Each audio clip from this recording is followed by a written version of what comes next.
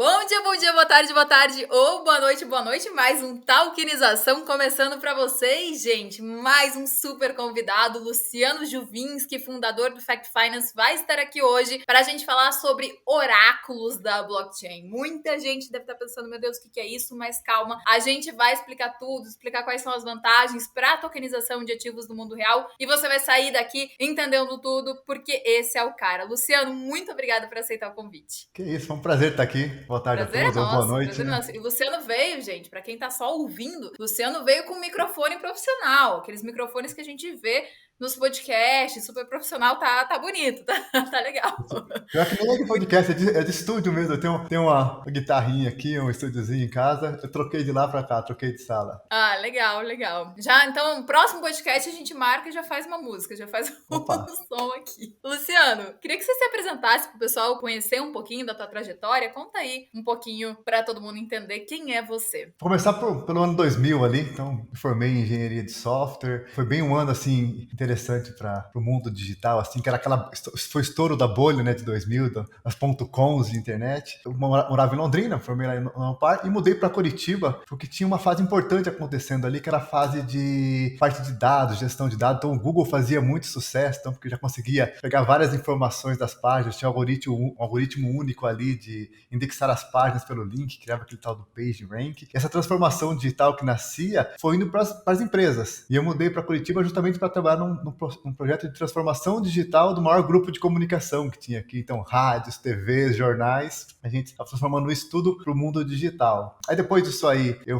continuei nessa área, fiquei 9 anos nessa empresa. Eu fiz imagina, em 2007 eu fiz um curso, uma especialização em Direito Digital. Então, eu já tinha ali assuntos como privacidade, dados pessoais, porque já vinha uma segunda onda que era não só ter um volume de dados, mas também processar esse dado e ter informação sobre ele. Uma das histórias bem famosas que tinha na época era uma história da Amazon, que uma família compartilhava ali a conta e o pai começou a receber uma publicidade de grávidas, coisa de gravidez assim. E aí o pai tinha uma filha menor de idade, achou estranho aquilo, a filha não tinha nada, entrou em contato com a Amazon reclamando do serviço, falando da publicidade que ele estava recebendo ali dos anúncios. E passado 2, 3 semanas ali, a menina descobriu que estava grávida. Então, o algoritmo da Amazon já tinha conseguido descobrir Olha, pelo entregando. padrão, pelos produtos, pela velocidade que navegava que tinha ali já. Então, esse foi a segunda fase ali desse mundo digital, assim. E Que eu até tinha hoje, feito né? As pessoas falam assim, nossa, porque do meu celular parece que escuta o que eu falo.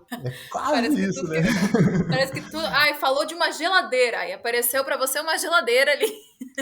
Parece que realmente tá tudo escutando o E as que a coisas gente foram só faz piorando aqui. depois, nesse É. sentido. E bem nessa época, assim, 2007, 2008, eu fiz um MBA. E aí tinha no final do MBA, uma parte em Nova York. Então eu fiquei lá um mês e tal. E aí tava uma segunda fase da internet. Então já tinha sido pós-Facebook. Então o Facebook já tinha feito uma onda bem legal, uma vibe boa. E o negócio tava pegando fogo, esse mundo de startups. Aí eu voltei pro Brasil e junto com os 2 sócios, nós montamos a primeira empresa de Big Data da América Latina. Então foi 2009, assim, que aí realmente eu mergulhei de cabeça nesse mundo de dados, mudei para São Paulo e começamos uma grande empresa lá. Então, basicamente, esse é o meu começo de carreira nesse mundo de dados. Que legal, que legal. E aí, antes de entrar propriamente no Fact Finance, que é, né, o oráculo de vocês, eu queria que você explicasse de forma mais geral o que são oráculos na blockchain e qual também é a sua principal função, né? Qual que é a principal função de um oráculo para as pessoas entenderem que muita gente, acredito que não tem nem ideia do que a gente está falando. Assim,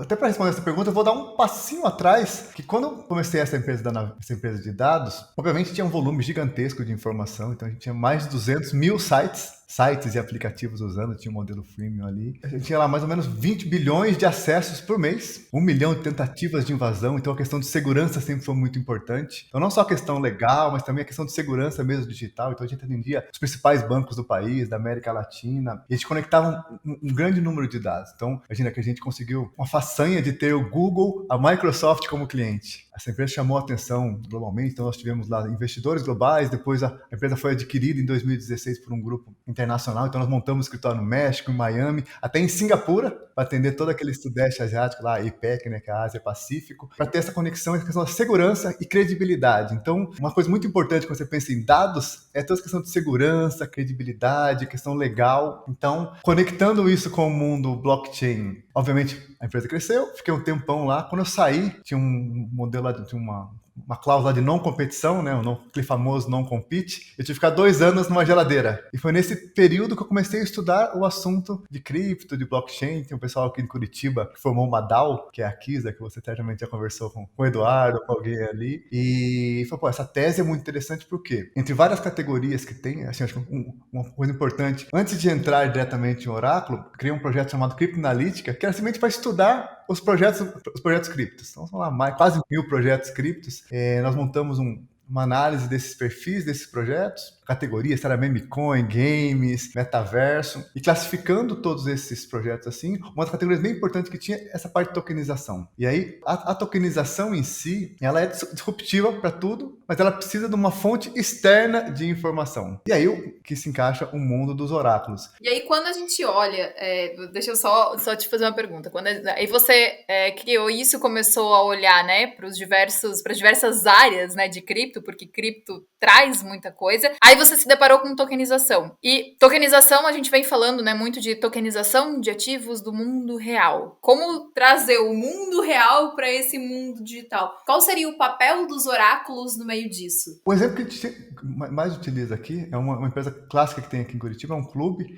Para você ser sócio desse clube, tem que pagar uma luva lá, tem que comprar um título para ser sócio. E você compra aquele título, esse título fica numa gaveta na sua casa lá, custa lá, quase 300 mil reais ser sócio desse clube. E é um papel que fica ali sem validade nenhuma. A ideia agora é converter esse título em um token. Uma vez que esse título ele é um token, você pode fazer um empréstimo para comprar um carro, por exemplo, e dar como garantia esse título. Para alguém aceitar esse título como garantia, alguém precisa dizer quanto vale esse título. E aí a importância de um oráculo. Então não pode ser o próprio dono a dizer quanto vale aquele título. Então sim, um oráculo que vai trazer o preço desse ativo para o mundo da blockchain. Então a gente conecta o valor do imóvel, o valor de um título, diretamente num token, num smart contract. Consegue dar mais uma enfatizada, assim, para quem não entendeu de forma clara? O que de fato é um oráculo?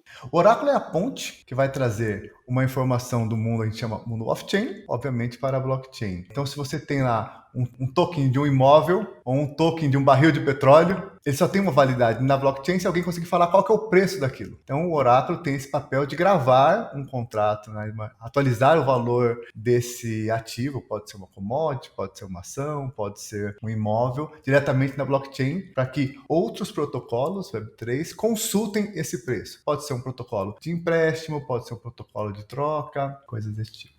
Legal. E de que maneira esses oráculos, eles são tão essenciais, ou como eles podem aumentar a eficiência das operações de ativos tokenizados, já que a gente vem falando em tokenização? A primeira coisa é o volume. Então, assim, a gente consegue trazer informação de diversos tipos de ativos. A segunda é a credibilidade. Então, uma vez que nós estamos falando em blockchain hoje, nós estamos falando em, literalmente, um valor real, né? Então, tem um valor percebido real, não é simplesmente um meme coin ou algo assim. Então precisa ter uma credibilidade muito grande. Então você está associado com alguém que vai confiável. Uma vez que nós assinamos um contrato, imagina um exemplo mais bobo. Vamos apostar agora quem vai ser campeão da Copa América. Inclusive, não sei quando vai sair no ar esse podcast. Mas quem vai ganhar? Acho que é Uruguai. Não, Uruguai não é. Colômbia e Argentina. Eu, sinceramente, não estou acompanhando a Copa América. Então vamos ter lá a Argentina e a Colômbia. Nós faremos uma aposta, vamos assinar um smart contract, vão autorizar esse smart contract a sacar um dinheiro da nossa carteira. Chegado no dia da final, esse smart contract vai ser executado para pagar o ganhador. Mas quem vai informar o ganhador quem ganhou o jogo? A blockchain ela não é conectada com a internet. E ela não pode confiar em uma das partes. Então é importante que ela tenha uma fonte confiável para dizer qual é o placar do jogo, quem ganhou, quem foi campeão. E aí que entra o oráculo. Então, o oráculo é esse terceiro de confiança dentro de uma transação de um smart contract. Então, esse é o principal. O que garante realmente essa parte de confiança de um oráculo? Hoje a descentralização ajuda muito. Então hoje a maioria dos oráculos são oráculos descentralizados. Então são muitos nós atualizando uma informação. Nós na Fact Finance utilizamos uma outra abordagem porque para os principais pontos que a gente tem hoje, a informação ela é centralizada. A origem da informação ela é centralizada. Então o preço de um imóvel hoje, ele é calculado, ou o preço da inflação, a taxa de juros. A informação ela nasce centralizada e das fontes oficiais. No caso da Fact Finance, nós optamos por um caminho de trazer a informação da fonte oficial, uma fonte autêntica, para a blockchain, para dar essa garantia. Então, nós criamos alguns mecanismos ali de segurança, e a principal, e aí tem uma questão legal, que é a questão legal para poder utilizar esse dado. Então, imagina que agora a OpenAI foi processada pela New York Times, porque utilizou os artigos do New York Times para calibrar o ChatGPT. Então, se você montar um protocolo Web3 que utiliza um dado da CBF ou da FGV e um nó de oráculo que não é autorizado a revender aquele dado, te passar esse dado via um oráculo, o seu protocolo está em algum risco legal. E a Web3 não é pirataria, a Web3 é coisa séria, de empresas sérias. Então, o caminho da Fact Finance foi buscar esses parceiros oficiais, aí o meu histórico de Navega aí de 12 anos trabalhando nessa indústria de dados, era chave para desbloquear esse canal. Então, nós trazemos de forma segura. Então, imagina,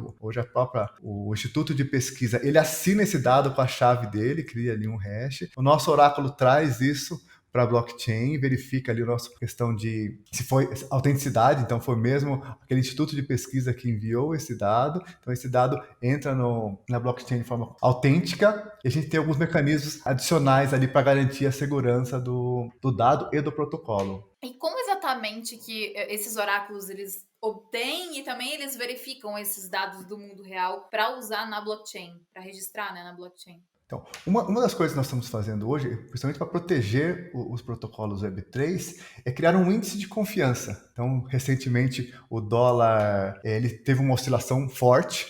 Então, imagina que nós temos um cliente aqui, uma stablecoin. Então, imagina para uma stablecoin uma oscilação muito grande do dólar. Como isso impacta ali. Então, o que a gente fez? A gente analisa o histórico e fala, olha, uma oscilação de até 1,5% está dentro do normal ali. 80% das vezes a oscilação é isso. Então, a gente coloca lá o índice de confiança confiável. Quando passa um pouquinho disso, vai quase 2% ali, opa, esse é um nível aceitável. Agora, quando vai acima disso, a gente sinaliza para o protocolo e fala, opa, isso aqui é um outlier, esse número aí está fora do padrão. A gente revisa ele, mas uma vez que está válido, a gente passa isso e aí o protocolo consegue tomar uma decisão. Eu imagino que a Leak, ela tem um produto que utiliza o CDI, mas o CDI veio, sei lá, 5 vezes mais alto. E você precisa fazer um pagamento ali do rendimento de acordo com esse CDI. Então, eu sinalizo para o seu contrato, para o seu smart contract, que aquele valor é um outlier, e você pode ter na programação do seu código, que toda vez que for um outlier,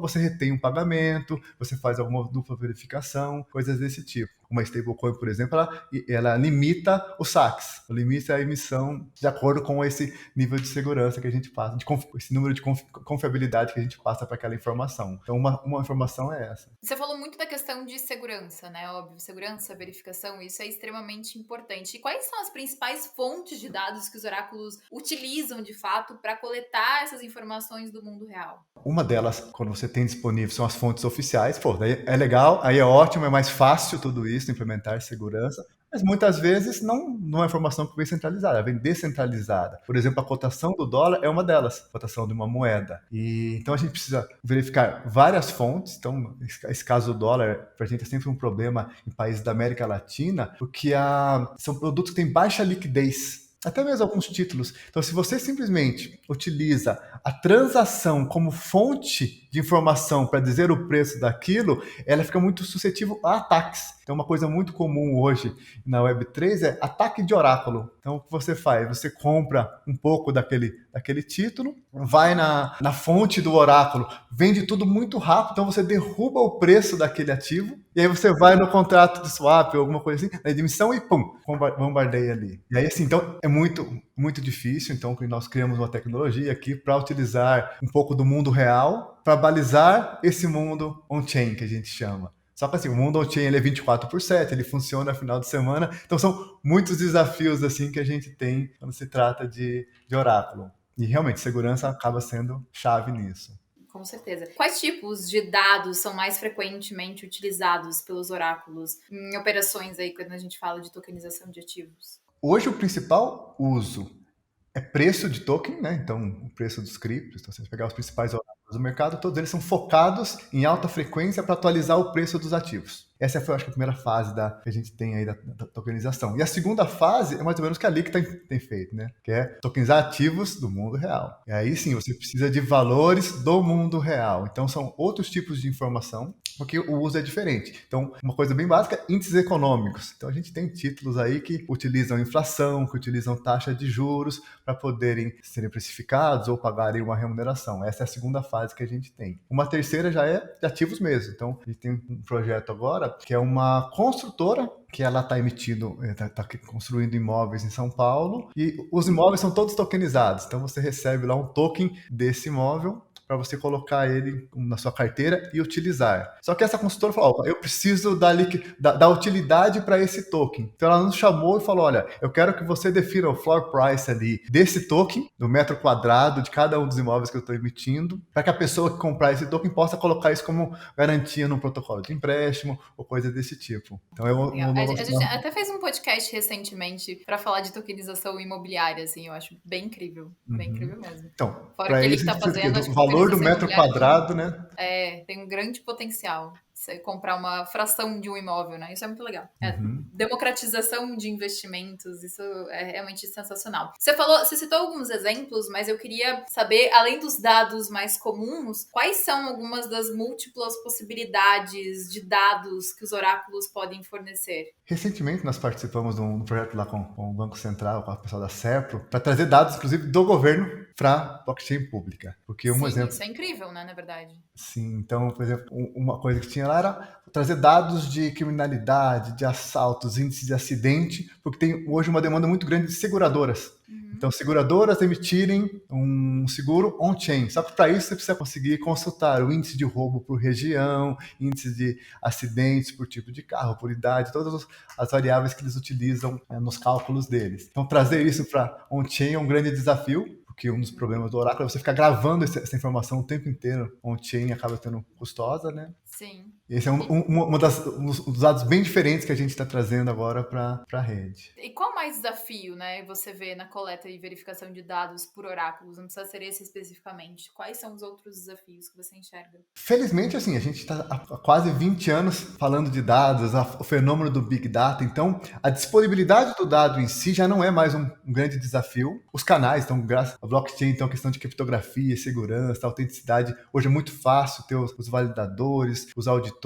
Essas questões de segurança são core, né, para qualquer situação de oráculo. Agora, acho que um grande desafio é a questão de custo mesmo. Armazenar muito. A blockchain ela não é um banco de dados, né? Ela é mais um livro de registro. Então, você tem que tomar muito cuidado o que escrever na rede. Então, a gente tem que usar abordagens diferentes. Então, uma delas é, onde você tem uma DAP que consulta uma API, mas essa DAP escreve num smart contract. Como ali tem a questão de segurança envolvida, alguém pode manipular esse valor que a DAP manda para a blockchain. Então, o que a gente faz? A gente cria uma assinatura dessa informação que veio da API para a DAP. Então, quando a DAP manda ali a cotação do dólar, o valor do metro quadrado de um imóvel, ele manda um hash junto. Então, o seu smart contract passa esse valor para um oráculo e fala, olha, eu tenho esse dado aqui e essa hash. Coincide? Posso confiar nesse número?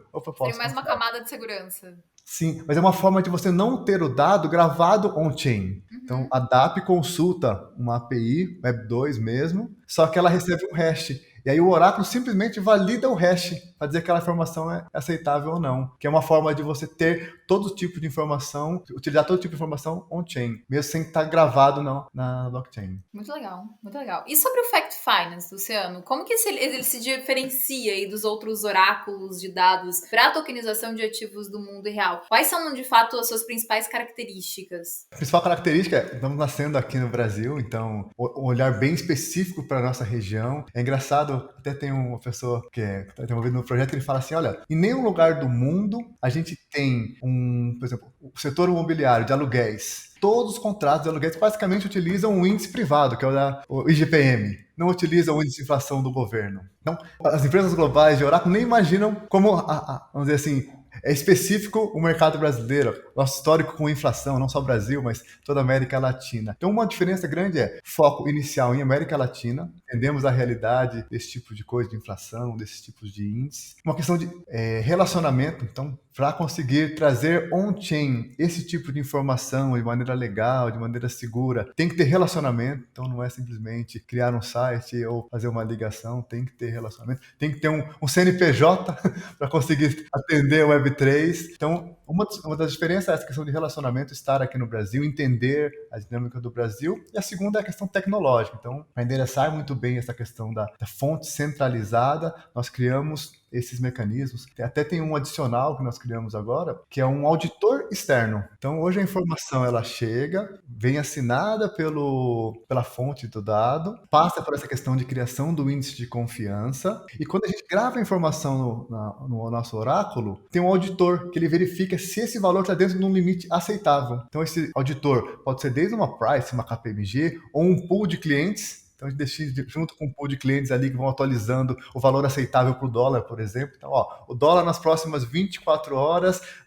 pode oscilar no máximo entre 5,40 e 5,70. Então, qualquer valor acima disso, o oráculo nem aceita. Esse auditor externo aqui, estamos utilizando um algoritmo de inteligência artificial ali simples, que verifica, se a inflação caiu, o dólar caiu, o CDI não pode oscilar para cima mais do que X. Alguns mecanismos como esse, assim, para colocar uma segurança adicional para o oráculo. Coisas que muita gente nem enxerga que tá acontecendo, né? Muita gente nem sabe do que tá acontecendo. A gente tá falando de oráculo, inteligência artificial. Nossa, deve ter gente falando, meu Deus do céu, onde estou? Já tá há 30 anos na minha frente e tá tudo acontecendo agora, né? E eu quero saber de futuro, Luciano. O que você espera pro futuro dos oráculos na blockchain? Como que você acredita que eles podem evoluir? Acho que a primeira fase que nós temos hoje é colocar on-chain, trazer o benefício on-chain para os principais produtos que já existem, né? Então, os ativos financeiros e tal, como nós falamos aqui, o real estate e tal. E isso tá acontecendo, né? Pensando para frente, nós temos muito ativos digitais nascendo, né? Então, eu mesmo comprei um título esses dias,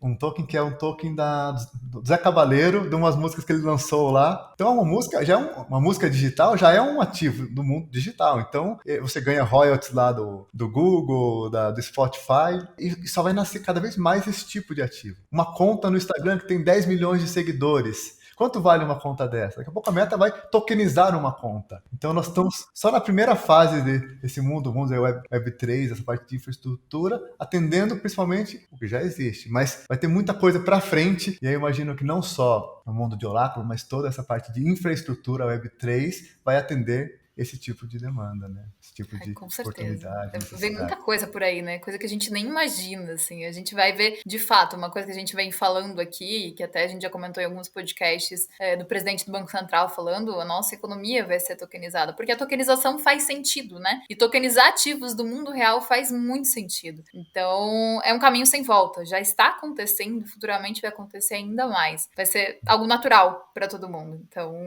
eu acho que isso é a chave, como você diz, natural, porque eu vejo muito assim mesmo. Você fala assim, o que é internet hoje? Tudo tão conectado, é tudo tão automático. Desde uma criança que assiste um vídeo no YouTube ou alguém que manda uma mensagem no WhatsApp, tá na internet. Então eu imagino que o Web3 vai ser assim também. Vai estar por baixo de tudo. Você nem imagina o que está por trás ali, que tem um oráculo, que tem uma tokenizadora por trás. Então vai estar simplesmente criando um empréstimo e falando, ok, posso assinar esse contrato. Vai ser algo natural. As pessoas não vão saber exatamente isso. As pessoas não vão saber o que está por trás. Eu vou usar isso aqui, vai ser prático, vai ser intuitivo, vai ser tudo muito fácil e ninguém vai estar preocupado com o que é oráculo, blockchain, smart contract. A pessoa vai simplesmente estar utilizando a tecnologia e, enfim, se favorecendo disso. E recomendação? Queria saber de você de recomendações que você daria para empresas que estão pensando em utilizar oráculos para tokenização de ativos. Você acha que o primeiro passo é uma coisa que eu sempre falo, assim, que as grandes empresas de tecnologia, Google, Microsoft, elas nunca entraram em duas áreas. Uma que é a área de saúde e outra que é a área financeira. O principal motivo é que essas áreas não permitem a versão beta, né? Você não pode fazer uma versão beta do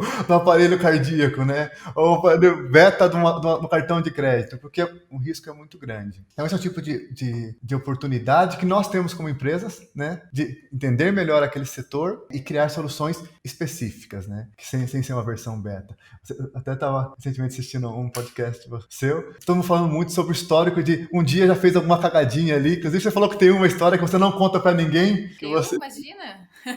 de Por quê? carteira, alguma transação que você fez ali que você fala, ai. Se perdeu.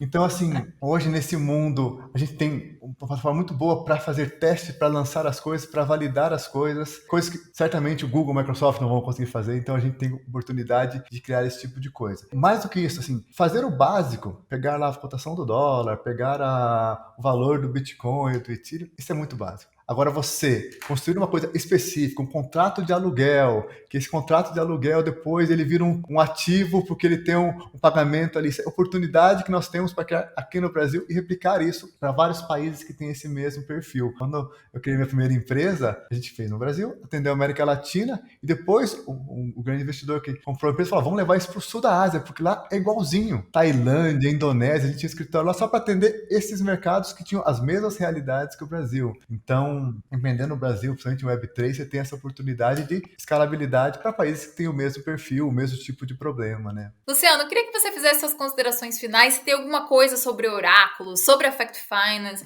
que você gostaria de falar que a gente não falou, e também falar como as pessoas encontram vocês nas redes sociais, fala com você. O podcast é seu. Um recado, assim, acho que é um convite, eu acho que eu gosto muito, assim, empresas sendo criadas no Brasil, esse mundo do empreendedorismo é legal, porque a gente está acostumado a ter um escritório comercial só no Brasil de uma tecnologia externa, né? Então a gente paga o Spotify, a gente paga o Netflix, o dinheiro vai todo embora. Então a gente não tem aqui criação de tecnologia, inovação, empreendedores. Então, queria dizer assim, nós estamos abertos para esse tipo de projetos. Então, se alguém tem uma demanda, eu quero criar coisa de apostas, eu preciso desse tipo de dado, então providencie para a gente, vamos criar junto, tem uma ideia, preciso começar, nos procure. Esse mundo de dados, assim, nós estamos eu pelo menos estou há 15 anos mergulhado nisso, então o uso do Já dado em tem um si certo conhecimento. não, o uso do dado ele é muito mais importante do que o dado em si. Então, se você consegue utilizar ele de uma forma única, exclusiva ali, você consegue extrair muito valor dele. Então, estamos abertos para esse tipo de projeto. Para nos encontrar hoje, o principal canal é rede social mesmo, LinkedIn lá, Fact Finance ou no X. The Fact Oracle, ou o meu pessoal mesmo, @Juvinski lá, é só fazer um contato que a gente já entra em contato. Legal. Luciano, eu só tenho a agradecer. Eu gosto de podcasts dinâmicos, que a pessoa entende tudo e torna tudo muito simples. E você tornou tudo muito simples aqui, para as pessoas entenderem um pouco mais sobre oráculos, a importância de fato, como vem sendo utilizado na prática. Eu acho que isso é extremamente importante para as pessoas entenderem mais, interagirem mais. E agora também as pessoas já conhecem a Fact Finance, que vem fazendo um excelente trabalho. Então, já sabem, gente, já sabem onde encontrar o Luciano, Fact Finance. E também, se vocês quiserem entender mais sobre tokenização de ativos do mundo real, entender da tokenização no mercado de capitais, de crédito, entra lá, descomplique.com.br. A gente tem muita informação, texto, vídeo, tudo que vocês quiserem ver, de tudo que é tipo de jeito, tem informação para vocês. Semana que vem tem mais podcast, eu espero vocês. Comenta aqui, ó, para quem tá vendo no YouTube, enfim, comenta aí se você gostou do podcast, se você quer algum convidado especial, isso é importante pra gente saber. E, Luciano, novamente, muito obrigada. Foi muito bom ter você aqui. Obrigada de Deixa eu verdade. fazer tudo meu.